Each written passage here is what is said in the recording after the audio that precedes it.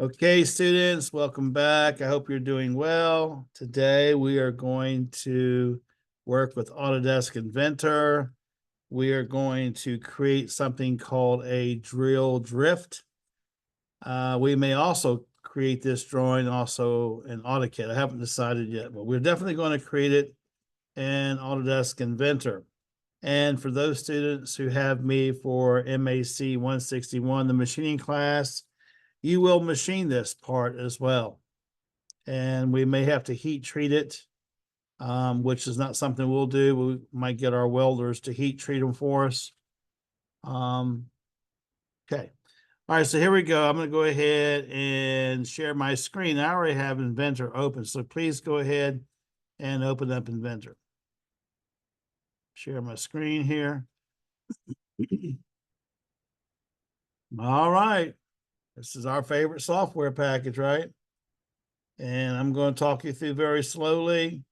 And then once we have completed this exercise, I will make sure the assignment is open in Canvas so you can post it. Remember, you should be posting two things. You should be posting a picture file, PNG file of your 3D model. We want a nice picture, right? And also you should be submitting your IDW file, actually not your IDW file. The IDW file is the drawing file, but please do not submit that. I'd like for you to submit a PDF of your IDW. Remember, the IDW shows top view, the front view, the right side view, isometric, along with the dimensions. So if you're not clear on that, then please see me, okay? But you definitely need to submit a PNG and a PDF. I think most of y'all are starting to get the hang of that, but you'll do that throughout the rest of this semester. All right, without further ado, let's go ahead and start this. We're going to go to New. Over here to the left, select New. And then this part is an English part. Remember, if it's not expanded, if it looks something like this, remember all you have to do is just hit this little arrow to expand your options here. And we're going to select English. All right. Then come over to your right. You'll see a standard IPT Inventor part file. That's in inches. So I'm going to click on that. All right. Then I'm going to go down here to the bottom right-hand corner and select Create. And then it's going to take a minute to do its thing, or it may come directly up. Depends. Sometimes a little slower. All right. In order to make a 3D model, you have to create a sketch first. So go to Start 2D Sketch, Start 2D Sketch. And remember, we have a variety of planes at which you can select. And like I said many times, Mr. Morris always selects the XY plane about 95% of the time. So I'm going to select the XY plane. And when you do, down in the lower left-hand corner, you have the UCS icon, which shows the X, Y, and the Z axis. And you also see here, this is the Y axis, this line, the vertical line, this axis. Okay. We have actually worked with this quite a bit so far in this class. So I'm not going to go over all these details with you again, but just a reminder, you should be familiar with this. If you look at our drawing that we're going to do today, I think the best way to start this is to make a rectangle first that have the following dimensions: 5 inches long, 3/4 high by 1/4 inch depth. So go to rectangle, come down to rectangle 2-point center, click on that one, and move your cursor near the origin. What happens when you move it near the origin? It turns green. Do a left click and drag out your rectangle. Now we have these floating dimensions. They want us to clearly define these dimensions. The first one we're going to define is the one in blue. Okay, so that is 5. That's 5 inches long. And then you're going to hit the tab key and you're going to enter the height dimension, which is 0.750, which is 3/4 of an inch. Enter. Very important now. Do a right click with your mouse, select OK. Mr. Morris, I can't see all the geometry. I understand this. Take your scroll wheel and rotate the scroll wheel until you can see all the geometry. So we have a rectangle that's 5 inches long, 3/4 of an inch high. We have a closed profile. This is a sketch, which is a closed profile. So we are finished. So go up here and select the green check mark that we have finished the sketch. Again, you can't see all the geometry, so you have to rotate the scroll wheel until you can see it. All right, very good. Now we want to extrude this. When you extrude something, you are giving depth to the part. Right now, this is 2-dimensional. We need to give some depth to it. So click on extrude. And when you do, look how it automatically assigns depth to it by default. It's 1 inch. Well, we don't want this to be 1 inch thick. And I don't want it to come in this direction. And the main reason is because it's going in a positive Z. And when we get into our CNC programming class, we want the top surface of any part to be Z0. Well, this would be a Z at 1 right here. If this was my top surface, that would be a Z at 1. And I don't want that. I want this to be Z0. So I'm going to flip the arrow and I'm going to change the distance to, based on the drawing, 1/4 of an inch thick. All right. And I'm going to select OK. All right. It's very simple geometry here thus far. And what we want to do now is just kind of play around with the view cubes. And this is a review.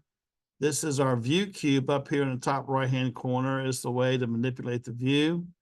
But I'm going to show you another way today, something different you haven't seen yet on how you can manipulate the view. But let's review the view cube first. If you click on the front, that's the front of this block. If you click on these arrows, that's the right side, that's the back, that's the left. Again, that's the front.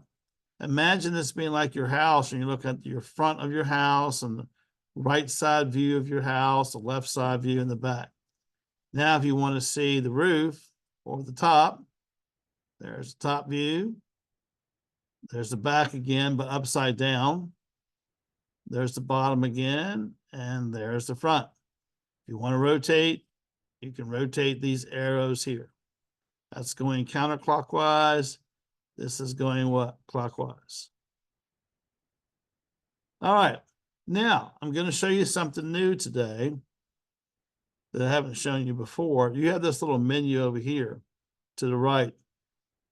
You see this one looks like an orbit? If you hover over this, it says it's a free orbit. If you click on free orbit, you will see this circle appear, and look at your cursor now. It looks like an orbit. If you hold down your left mouse button, look what happens. Oops, sorry. If you, sorry, you see these little lines that protrude out from the circle. Like here, if I want to rotate about that axis there, the y-axis, right? Also, you could rotate by holding down your left mouse button if you just kind of follow the circle. Again, look here. You can turn it this way. Okay, so there's lots of things you can do here. You have a little more control over it than you had before, okay? So you hold down your left mouse button, you can move this all around. Well, Mr. Morris, how am I going to get back to what I had before? Are y'all able to do this okay? You can just follow the circle if you want, right? You can follow these lines that protrude from it, right? Or you can stay within the circle and just move your mouse however. But Mr. Morris, how do I get back to my original view? Come over here and cut off. So you have to click on dynamic view or free orbit. Sometimes you may hear me call that dynamic view because that's what AutoCAD calls it. In Autodesk Inventor, they call it free orbit. So I'm just going to click that off. All right, so I have deactivated free orbit. Come back up here to the view cube, right? You can click on to get back into your original. There's the front. If you want isometrics, remember you can click on the corners, to get isometrics. Okay. You want to get an isometric view, just do that. I haven't shown you this one yet, though, I don't think. If you click here on the edges, you can also, I've never used that. I guess there's some things you just never use unless you absolutely need to, but I've never used that view. May come in handy at some point. All right. So we're in the isometric view. Now we are back to working on our model. So we want to go to Start 2D Sketch, and we want to click on Start 2D Sketch again, and we want to click on this plane here. Now, what I would like to do is I notice from the drawing that we have this diagonal line. Okay, I have a diagonal line that's 3.31, and it goes down at a 9-degree angle. Okay, so what I'm going to do is this. Go up here and click on line, please. Click on line. And then click on line again. And I want you to go right to this intersection right here. This right here. We're going to draw a construction line. So we're going to click here and we're going to drag out a line. That is 3.31. Okay. And then I'm going to enter. And I'm going to do a right click. Okay. I'm going to do that again just to show you if you got it right, just take a break for a second. By the way, our undo button is up here. This is our undo button. Go to line, click on this intersection, and we're going to come this way. 3.31, enter, do a right click. Okay. All right, now that's where our diagonal line is going to start right here at this point. And it's going to come down at a 9-degree angle. So what I'd like for you to do now is I would like for you to come in here, click on line again, and click on line. And I want you to click on this corner right here. And I want you to come in 0.25. Enter. Do a right click, okay. I'm going to do it again. If you got it, just stay where you're at. Okay, I'm going to line. I'm going to click here, and I'm going to come in 0.25. Enter. Do a right click, okay. Now, Mr. Morris, why did you do that? Well, I'm going to put a circle there temporarily. Go to circle, and go to circle center point. And click right here on this point right here. Click on that point and drag out a circle until you snap here at this point. I'll do a right click. Okay. Watch me do it again. I went to circle, circle center point, clicked right here, dragged out a circle, clicked here, do a right click. Okay. Now, what I want to do is I want to draw a line from this point to a line that's tangent to this circle. All right. Now, right now, what I want you to do is just go to line, line, draw a line here. And oops, I missed my mark. Hang on. If you miss your mark, just hit the escape key a couple times. I missed my mark because I clicked on it before it turned green. Line, line. I'm going to make sure. Okay, now it's green. Click. Now I'm just going to do this. I'm just going to do this. Right click. Okay. So, Mr. Morris, why did you do that? Well, I want to make sure that this line is absolutely tangent to this circle. So here's what I do. Up here, you have these constraint buttons. We have not worked with these at all. So we're getting ready to work with our first constraint button today. You see this one that has a circle and then has a line that's tangent to it. Click on that, please. Click on that. And then what I want you to do is click on the line and then click on the circle. Click on the line, then click on the circle. Did your line go to the circle? Give me a thumbs up if your line went to the circle. Okay. I'm assuming if you're not putting your finger up or you're not saying anything, either things are good or things are real bad. Watch, I'm going to do the whole thing again.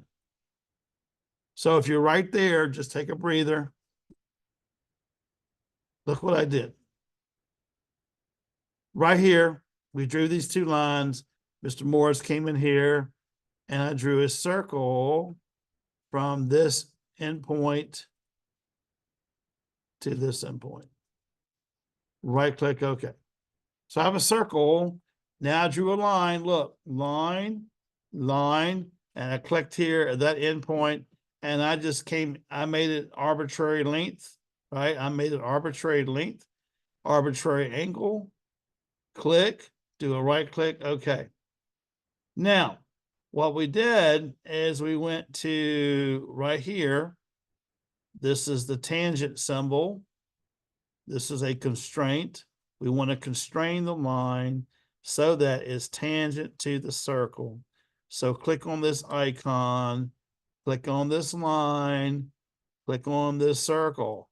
And now, hopefully, your line is now tangent to that circle. I'm going to do a right click OK because that gets me out of that mode. All right. Now, we're going to have to do some trimming here.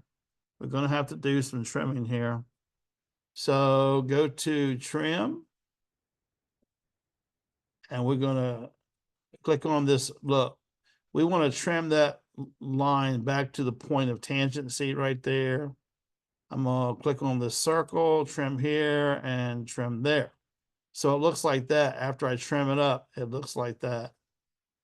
I'm going to do a right click. Okay.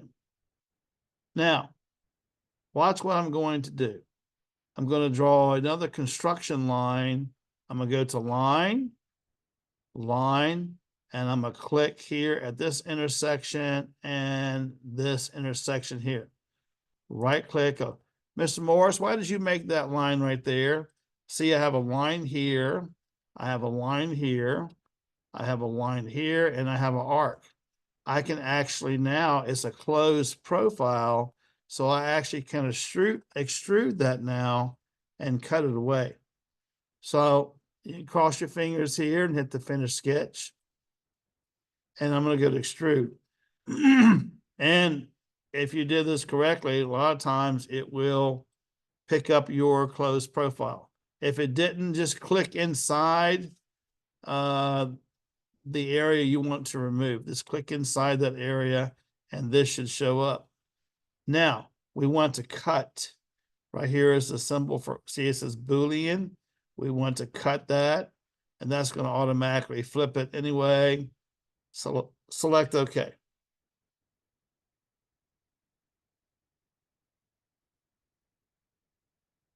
Give me a thumbs up if you're somewhere close to where I'm at. Some people like to keep me guessing, so they don't put a thumbs up for whatever reason. All right, now we're not done with this. We got a good start to it. We need to. What I'm going to do now is I'm going to go ahead and add my chamfers, the beveled edges. Right here is chamfer. All right. And we got an edge here that we want to angle or bevel. And we have an edge here that we want to bevel. And it says that it's 1/8 of an inch. So we're already there. 0.13 is 0.125. It's just rounded up to 0.13. So we're going to click here. And we're going to click here. And we're going to select OK. All right. It looks kind of boxy right now. We want to make it rounded here in just a second. Okay. So, Mr. Morris, how are we going to make this rounded, right? How are we going to make this rounded?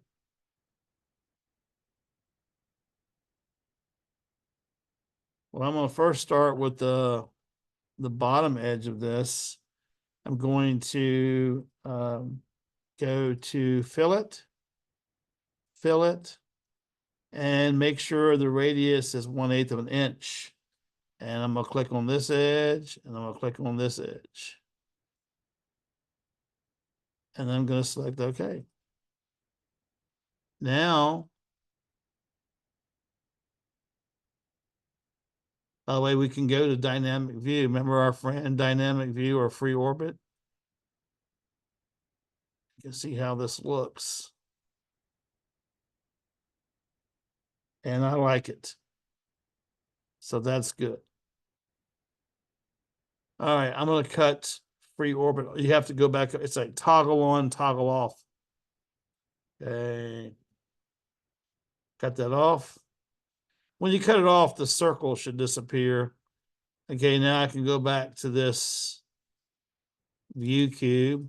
Now I also want to round this edge and this edge using the same radius. So go to fillet, make sure it's 0.125.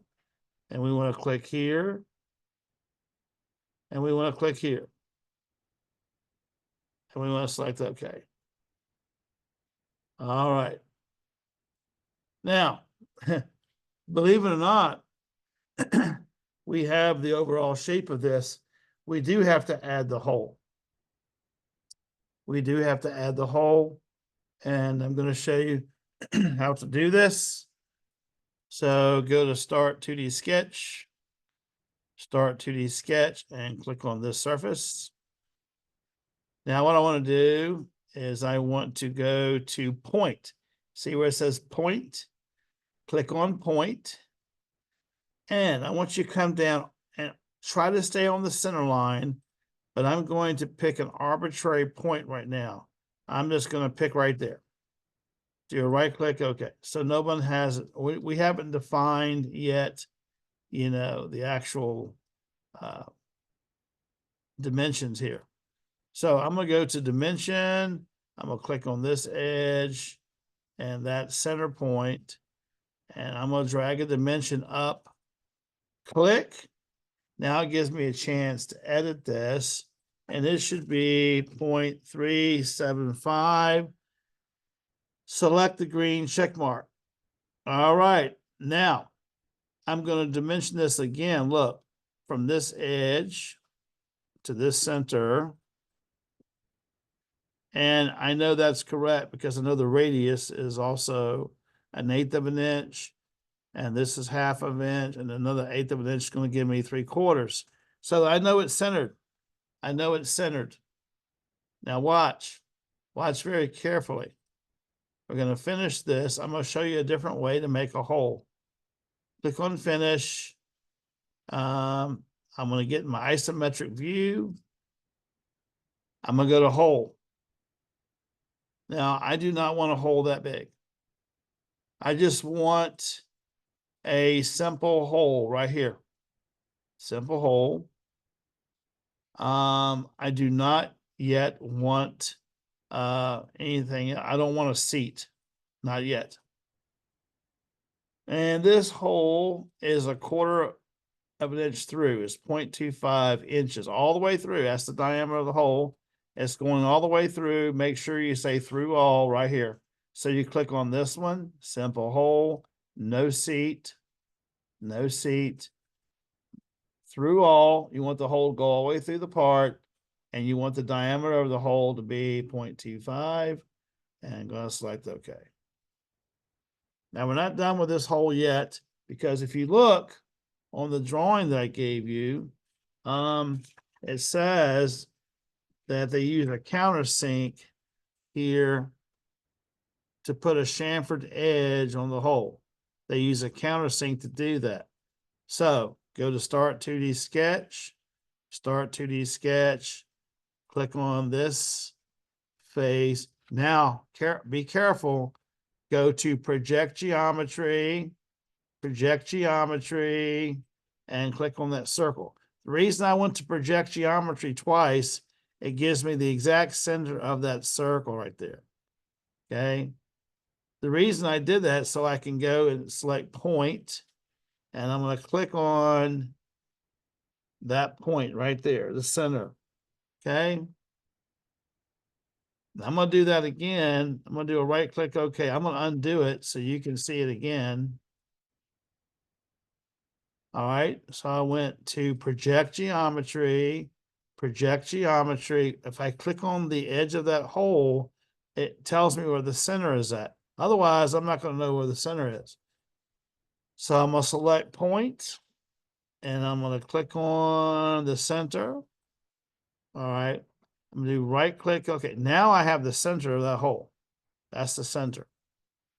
I'm going to finish the sketch.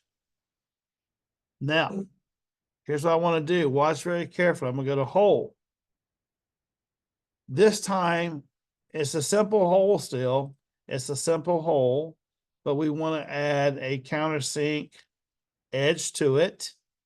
Okay, but we have to be careful here. We have to use what's given on the drawing. So we want this diameter right here. We want it to be 0.28 is what we want it to be. We want to change that to 0.28. Leave the angle at 82 degrees, and there you go. Select OK. All right. Do you see how it put a little beveled edge right there on that hole? All right. Now, what we're going to do is we're going to use our view cube. We're going to use our view cube so we can come to this side. Look, Start 2D Sketch. Start 2D Sketch. Click on this face. Go to Project Geometry. Project Geometry. Click on the edge of this hole. Here's the center. Here's the center.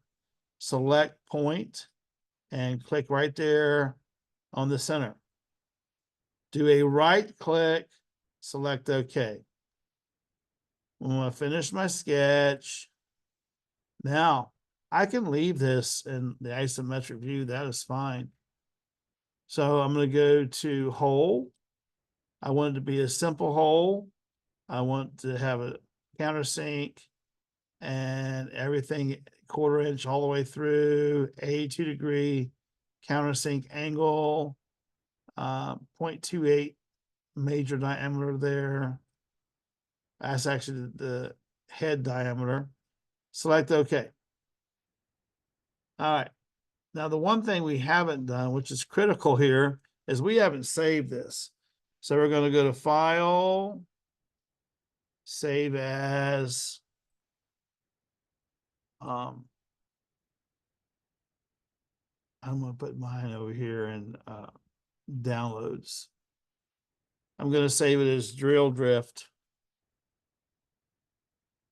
Now, if you see more than one, call this -2 if necessary. But if you don't see one, just leave it as Drill Drift. Save. Click on Save. Now, That's all we got. Look up here in the browser, you can see now we have a file name. Remember, the browser lists everything in order in which you do it. That's the very first thing we did right there, right here. That's the second thing we did. This is the third thing we did. The fourth, fifth, sixth, seventh, eighth. Exactly the order in which you worked on the part. We need to define the material. Right now we have a generic material. So let's go to over here on the browser. If you take your mouse and highlight the file name, do a right click, go to iProperties, come over here, the tab where it says physical. And right now, see how this says the material is generic. We're probably going to make this out of steel. So we're going to go to steel alloy,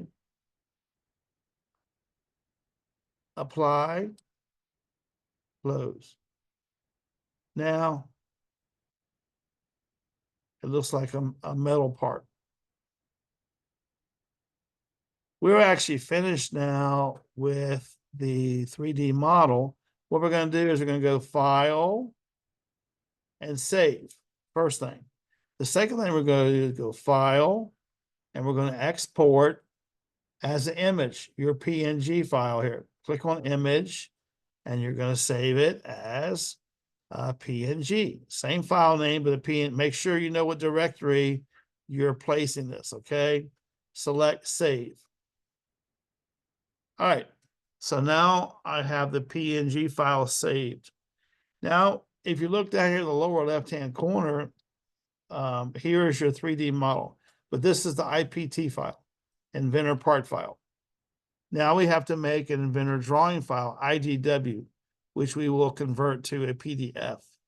So go to File, and then we're going to go to New. This time, yes, we still want English, but we don't want this one. We don't want a PT file. Come down here, click on this. By the way, ANSI stands for American National Standards Institute, and it's in inches. See in parentheses, it's in inches.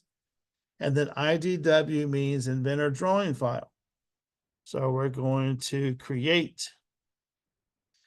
Now, again, if you look down the lower left-hand corner, this is the part.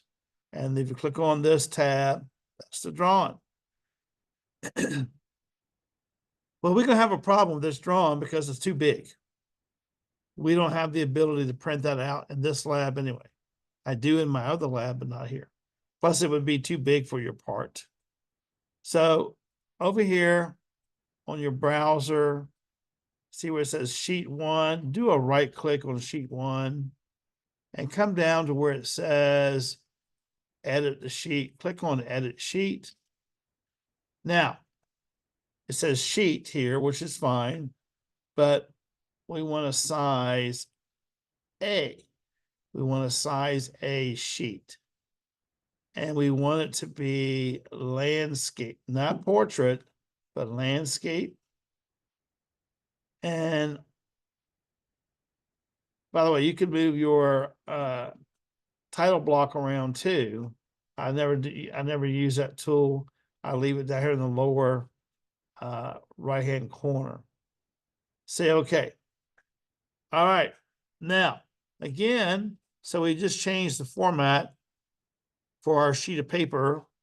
And this is our model. This is our drawing. Now we want to go to base. And I actually think I'm going to leave it 1:1. I think that's fine. And I'm going to select OK. Now, if you take your mouse and you move it near the part, you see a red box appear. At this point, you can hold down your left mouse button and you can drag it wherever you wish. But I'm going to place it about right here. And just click anywhere on the screen. So I located it here. Now I want to project my views. This is really the beauty of, well, one of the nice things about Inventor. If you were doing this by hand, you would have to manually draw all your other views by using the projection method. But the computer is going to do the work for us. If we go to projected and come over here, look, and come up and place this part about right here, come back down, go over to the right, place this part about right there, come back and go up at the 1 o'clock position. We're going to do a left click, right click, create. I'm going to do it. If you got that, great. If you don't have that, take a breather. I'm going to undo it. And I'm going to do it again for you. After I place my view, right? Remember, you can move this wherever you wish. I'm going to go to projected. You're projecting your views. There's my top view. There's my right side view. Here's my isometric. Left click, right click, create. All right. Now that looks pretty good. I noticed some people like to shade, all the reviews, but I don't encourage that at all because sometimes you cannot see hidden lines, a center line, different type of line types. So I'm only going to shade my isometric view. If you move your cursor near that view, you will see a red box appear. When you do a right click and then come where it says edit the view. Click on edit view. And we need to shade this. So you go where it says style, come down to the third one and click on shaded. And then select OK. Now it makes it look like your model that you created in Inventor. Now you can move your views at any time. By the way, notice this view. This is your parent view. This is the parent. The other views are the children. Wherever the parent goes, the children will follow. You notice these two views are moving? All right. Now, we need to add, the next thing I always do is I put my center lines in here and center marks. So the way you do this, go to annotate and come over here in the middle. You'll see a little cross here. This is the center mark. Click on that. And I'm going to zoom in with my mouse. And I'm going to click right here on this edge. I'm going to zoom out. Okay, there's one center mark. Now, I don't have to place any more center marks, but I have to place center lines. Go to this one here that says centerline bisector right here. Click on that centerline bisector. Now watch. If I click on this line and this line, it puts a center line through that hole. Same thing over here. Click on this line and this line. It puts a center line showing you where the hole passes all the way through the part. Now, if you want to, you can also put a center line up here on your picture. Watch, I'll undo it. Look, click on the center mark, click on the edge of the hole. There it is. All right, so anyone have trouble putting their center marks in place? All right. Now we need to start dimensioning. The most critical thing now is to dimension this. And we have the dimensions, they're given to you, but you're not always going to have the dimensions given to you. And there's a right way to do it, and there's a wrong way to do it. Okay. So today, we are going to dimension this part exactly the way I have it shown on the drawing I gave to you. So go to right here where it says dimension, click on dimension, and look, I'm going to click here and here.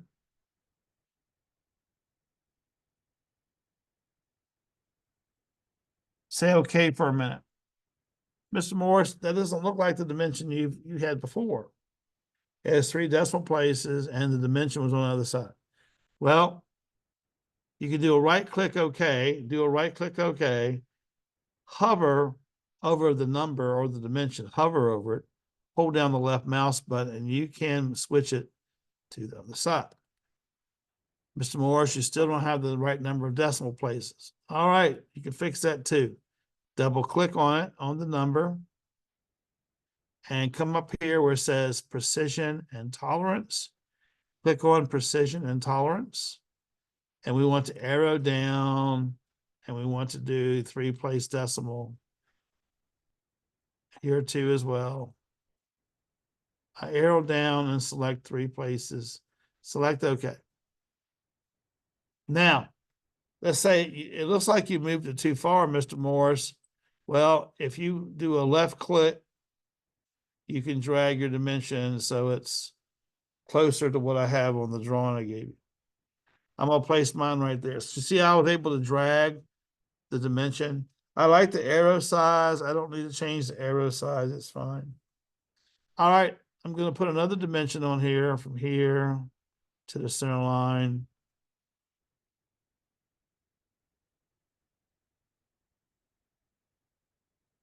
Sorry. Again, I'm going to try this again. I hit my escape button, by the way.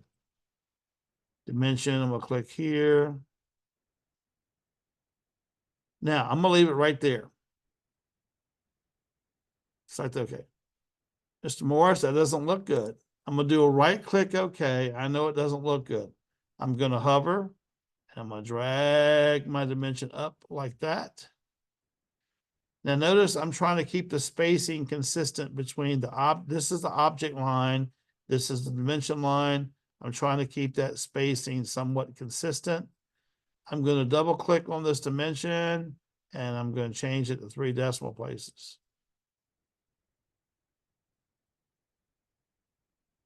Okay. Now we're going to just keep going around and place some other dimensions here.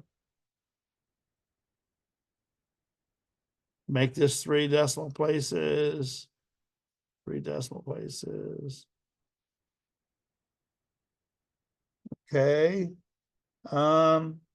We also have this dimension here from this point to here.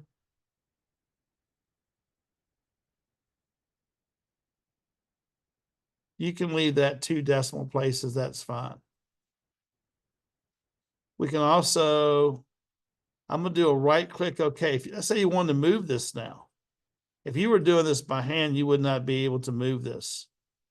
But since on the computer, you hold down your left mouse button, I can move because it associates these dimensions with this part. So I can move it if I run out of real estate.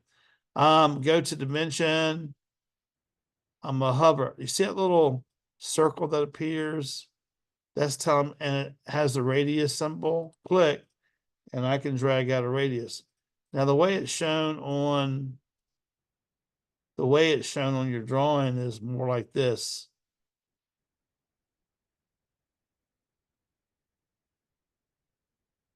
Select OK. Again, only 2 decimal places for that one. So it means that the location for the hole is much more precise than the other dimensions, because you have, anytime you add a decimal place, you're adding more precision, more accuracy to the part. Okay. Now we're going to go ahead and place this dimension here.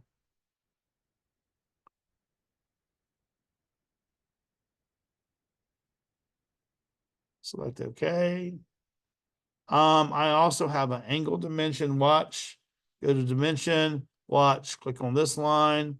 Click on this line. And see, it didn't do it, right? Hit escape. So I'll try this again. See the angle symbol up here? Then I can do this. Or, which I like better, I like this better, I can do this. Click.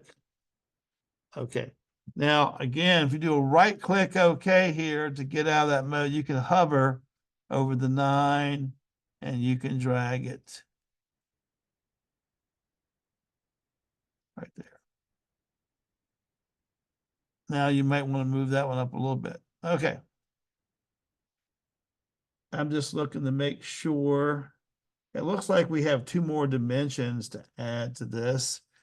Well, this is going to take a lot of work from you here. It's going to save you a lot of time. The next step I'm going to show you. You can just go here to hole and thread. If you click on this is so cool. And just click on that. It automatically tells you everything about that hole you need to know. Okay. So I'm going to put that right about there. What does that hole mean? Well, it means the hole that goes all the way through is 1/4 of an inch. And then we have a countersink at the top of the hole, which has a major diameter from here to here, from this point to that point. See, that V means countersink. Y'all have heard of countersink screws before. This is a hole that somewhat designed for a countersink. Actually, it's not designed for a flathead screw because we're only doing the edge. We don't have a countersink screw going through this, but the angle here is 82 degrees. I'm gonna move this up a little bit because I gotta put a label here shortly. All right, we're making good time. We should be done here in about 10 minutes. And then you'll have the rest of the day to work on things. Let's go ahead and go to chamfer. See where it says chamfer right here? Click on chamfer. Look, click on this line, and we're going to drag it out like this. Now, Mr. Morris has decided to leave the word chamfer there. Do a right click, OK. I'm going to leave chamfer there so you know what that means. We edited before, we took out the word chamfer. You can click on this and take out the word chamfer if you want to, but we're not going to do that. We're going to leave that word right there, okay? Now we're going to do this. We're going to give the thickness. I'm going to do another change here on you compared to how it used to be. Click here and here.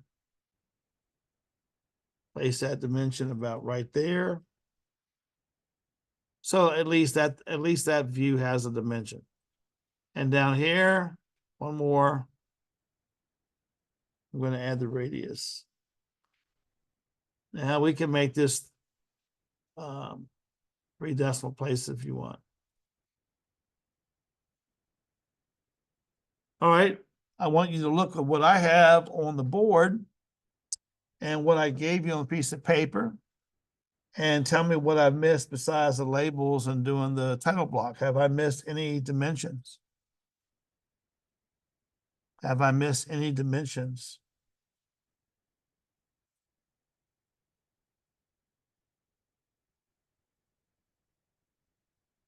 Talk a little bit louder.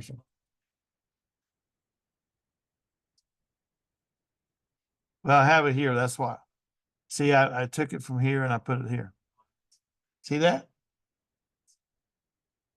No, it's a good observation. Did I miss anybody else see anything I may have missed?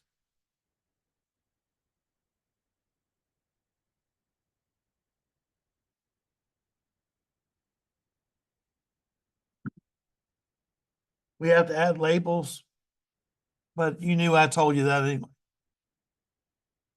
I'm gonna do a right click OK to get out of that mode. I'm gonna move this up a little bit. I'm gonna go to text. And Mr. Morris makes this as easy on himself as possible. Your label should always come under the view, not above it. I have some students who like to put the label view above the. Some drawings, some companies don't require you to put a label. I only do it so that you learn when you go to some place where you might work at later on in life, you're probably not going to put the view label there. But I'm putting it there until you learn what view is which.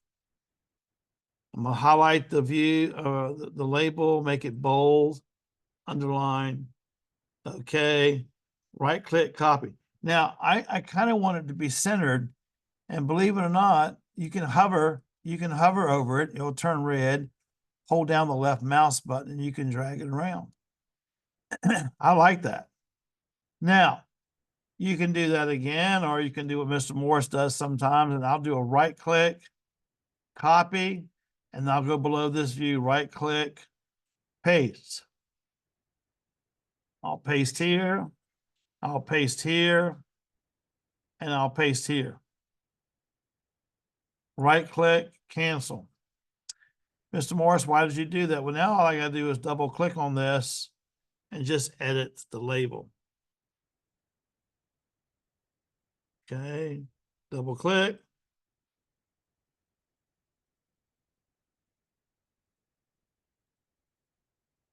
Double click.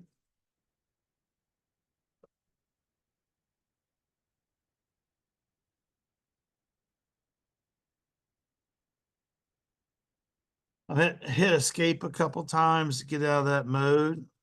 All right, I have all my dimensions. Well, first off, I have all my views. I have all my center marks. I have all my dimensions. My isometric view is shaded. I have all my labels. One student got carried away one time and forgot to go back and change his labels. He had top view, top view, top view, top view. Okay, so don't forget to change your labels. We have one more thing we need to do now, and that's to fill out this title block right here. So how do you do that? Well, before we do that, let's go ahead and do a file save so we don't lose our information. If you do a file save, and notice it puts the file name down here, and where it says drawing number, it's going to put the name of your file. See, here's the name of your file, drill drift, and it's going to put it here. I put a -2 on mine because I have more than one on my computer. All right, now we need to edit the title block. We need to edit the title block, and here's how we do this. We go over here to the browser. We go to the browser, and we do a right click, or you say drill drift, and go to iProperties. Then what we're going to do is going to go to summary, and the title is going to be drill drift. The subject is CAD 140. Okay. The author is you, actually. And I'm going to put my last name, but you're going to put your last name, all uppercase letters. The manager would be me, all uppercase letters, and the company would be Virginia Peninsula Community College. Anything below this line here is just extra. It might be some useful information. You can say needs to be heat treated.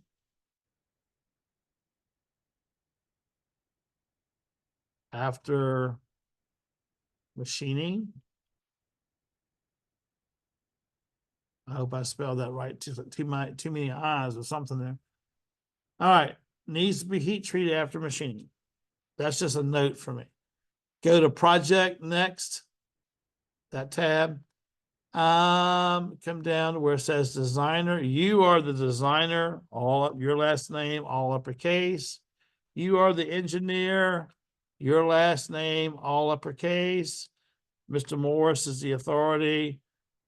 My name, all uppercase. Okay. And you can go to status and checked by you. Click on the date. Engineer approved by you. You are the engineer. Check the date. And manufacturing approved by me. It won't be made until I see it. Check the date.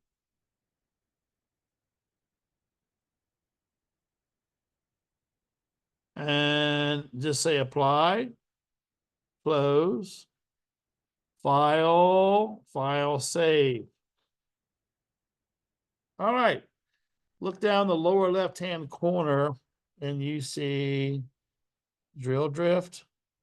And you see this here. We need to save this as a PDF. Remember, because these two files down here, somebody's going to do it because they do it every time. I don't want the IPT and I don't want the IDW. You, on the other hand, should save those files, email them to yourself. You're going to be required to make a portfolio at some point. You're going to want to have access to this data.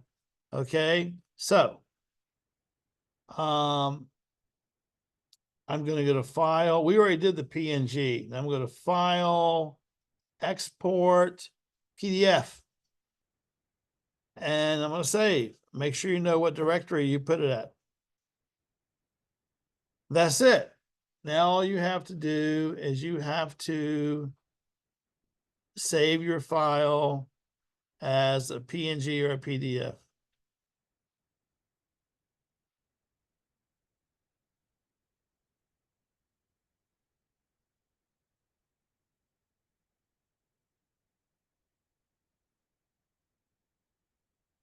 Any questions?